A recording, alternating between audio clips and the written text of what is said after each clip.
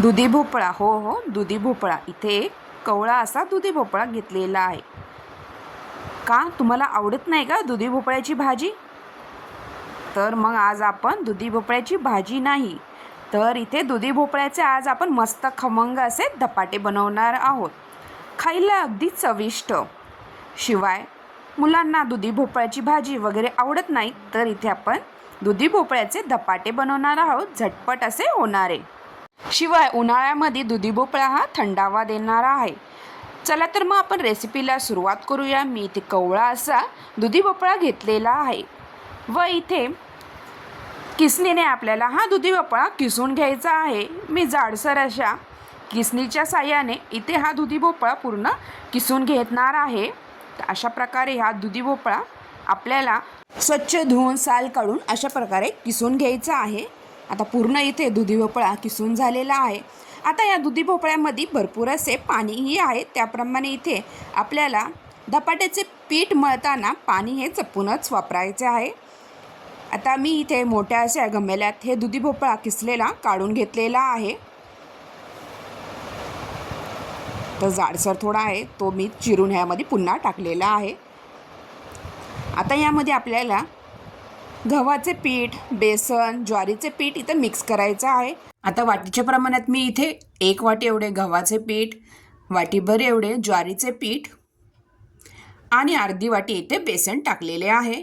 आता इथे 2 मीडियम साईजचे कांदे इथे मी बारीक चिरून घेतलेले आहे. आता इथे कांदा टाकायचा आहे आपल्याला आणि इथे लसूण आणि हिरव्या मिरच्या इथे मी मिक्सरमधनं चांगले बारीक करून घेतलेला आहे. लसूण मिरचीचा इथे खरडा टाकायचा आहे. तुम्हाला धपाटे, थालीपीठ जसे तुम्हाला तिखट हवे आहे तसे तुम्ही इथे तिखट ॲड करू शकता. चवीनुसार इथे मीठ टाकायचे आहे. चमच्याभर एवढी हळद आपल्याला इथे टाकायची आहे. आता थोडंसं मी 2 चमचे इथे जिरे टाकलेले आहेत आणि हिरवीगार अशी कोथिंबीर स्वच्छ धुवून बारीक चिरून इथे टाकलेली आहे, भरपूर अशी कोथिंबीर. आता मी पूर्ण हे मिक्स करून घेणार आहे. आता इथे पाणी लगेच मी ॲड करणार नाही. आता भोपळ्याचे मुळातच पाणी असते, रस निघतो आणि तसा पण दुधी भोपळा खायला एकदम पौष्टिक असतो. आता मिक्सरच्याच भांड्यात मिरची वाटलेली होती, त्यामध्ये थोडंसं पाणी टाकून थोडं थोडं पाणी इथे ॲड करून घट्ट इथे गोळा मळून घ्यायचा आहे. धपाट्याचे पीठ आपण जेव्हाही मळतो त्यावेळेस आपल्याला घट्टच मळून घ्यायचं आहे, कारण का नंतर हे 5-10 मिनिटांनी, अर्धा तासांनी पाणी सुटतं, पातळ होतं पीठ, त्यामुळे इथे घट्टच गोळा आपल्याला मळून घ्यायचा आहे. त्यासाठी इथे थोडं थोडं पाणी घालूनच घट्टसर इथे गोळा आपल्याला मळून घ्यायचा आहे. तुम्ही इथे बघू शकता छान इथे घट्ट गोळा झालेला आहे. तर मी पाणी अजिबात ॲड करणार नाही. तर मस्त इथे धपाट्यासाठी आपलं इथे पीठ रेडी झालेले आहे. तुम्ही थालीपीठ, धपाटे काहीही बोलू शकता, मस्त लागतात हे दुधी भोपळ्याचे. आपण जे धपाटे बनवणार आहोत खायला अगदी खमंग लागतात. आता आपण जे धपाटे करणार आहोत ते एका कापडावर करणार आहोत. त्यासाठी इथे मी स्वच्छ इथे फडका घेतलेला आहे, पाण्यात भिजवून घेतलेला आहे. आता जे धपाट्यासाठी आपण पीठ कणिक मळलेली आहे, 10 मिनिटानंतर मी इथे धपाटे करायला घेतलेले आहेत. तर गोळा घेऊन असं आपल्याला ओलसर फडका करून त्यावर असे हाताच्या साह्याने प्रेस करून गोल असं धपाटा आपल्याला थापून घ्यायचा आहे. थोडं थोडं पाणी लावून तुम्ही अशा प्रकारे हे धपाटे करून घेऊ शकता. तर पातळ असा धपाटा आपल्याला इथे करून झालेला आहे.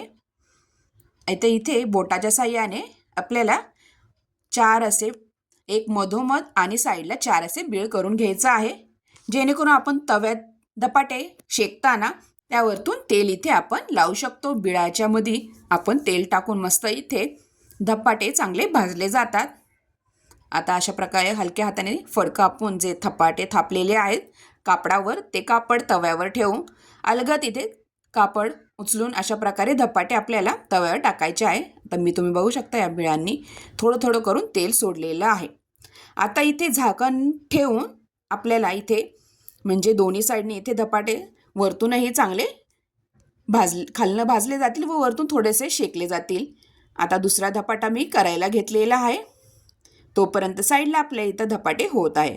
जर तुम्हाला पटापटा इथे धपाटे करायचे असतील तर तुम्ही गॅसवर इथे तवा ठेवून पटपट धपाटे करून घेऊ शकता, कारण का धपाटे भाजायला वेळ लागतो आपल्याला. बारीक गॅसवरच हे धपाटे करायला लागतात. आता 2-3 मिनिटानंतर तुम्ही बघू शकता वरतूनही धपाटा आपला छान इथे झालेला आहे. कच्चं पीठ राहिलेलं नाही आहे, भाजलं गेलं. आता खालच्या साईडने भाजलं गेलेलं आहे. आता दुसऱ्या साईडनेही आपल्याला धपाटा चांगला इथे भाजून घ्यायचा आहे. तर अशा प्रकारे आपल्याला दोन्ही साईडने छान खमंग इथे धपाटे भाजून घ्यायचे आहेत. धपाटे किंवा थालीपीठ तुम्ही याला बोलू शकता. मस्त इथे दुधी भोपळ्याचे धपाटे खायला छान लागतात. मुलंही आवडीने खातात. मुलांना तर नुसते तुम्ही खायला दिले तरीही आवडीने खातात. हीच जर तुम्ही दुधी भोपळ्याची भाजी केली तर मुलं आवडीने खात नाही. अशा प्रकारे जर तुम्ही भाजी न करता दुधी भोपळ्याचे असे धपाटे करून मुलांना नक्की द्या, त्यांना खूप आवडतील. तुम्ही सॉससोबत किंवा नुसतेही असे मुलांना खायला दिले तर खमंग खायला लागतात. मस्त इथे आवडीने मुले हे धपाटे खातात. अशा प्रकारे मी इथे 2-3 धपाटे करून घेतलेले आहेत. झटपट इथे दोन्ही साईडला जर तुम्ही तवा ठेवला तर दोन्ही साईडला इथे धपाटे आपले करून होतात. अशा प्रकारे इथे आपले मस्तपैकी धपाटे दुधी भोपळ्याचे रेडी झालेले आहेत. तुम्हाला ही रेसिपी कशी वाटली नक्की कमेंटद्वारा कळवा व तुम्हीही अशा प्रकारे दुधी भोपळ्याचे धपाटे करून नक्की बघा. जर तुम्ही माझ्या चॅनलवर नवीन असाल तर प्लीज चॅनलला सबस्क्राईब करा आणि बेल आयकॉनवर क्लिक करा, जेणेकरून तुम्हाला माझ्या चॅनलवर अशा छान छान रेसिपीज बघायला भेटतील व नोटिफिकेशन तुम्हाला येत राहील. मस्त दह्यासोबत हे धपाटे आज आपण खाणार आहोत. तुम्ही दह्यासोबत किंवा एखादी उसळ असते त्यासोबतही धपाटे खाऊ शकता. मस्त लागतात हे दुधी भोपळ्याचे धपाटे.